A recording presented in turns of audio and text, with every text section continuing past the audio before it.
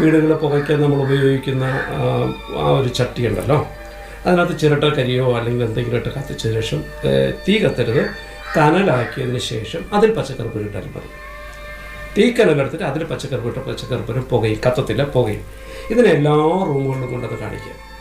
എല്ലാ റൂമുകളിലും കൊണ്ട് കാണിച്ചിട്ട് ഈ റൂമുകൾ കാണിക്കുമ്പോൾ ശ്രദ്ധിക്കണം, പച്ചക്കറിപ്പൂരം പുകച്ചുകൊണ്ട് പോകുമ്പോൾ നിങ്ങളുടെ റൂമിൽ ബെഡൊക്കെ ഇട്ട് ബെഡിനടിയിലൊക്കെ കൂടുതലായിട്ട് കാണിക്കണം. കുറച്ച് സമയം ഓടിക്കൊടുന്ന് ഓരോ റൂമിലോട്ട് പോകണ്ട, ഓരോ പച്ചക്കറിപ്പൂരമായിട്ട് 1-2 പച്ചക്കറിപ്പൂരം അങ്ങോട്ട് നല്ലോണം പുകഞ്ഞ് വരും.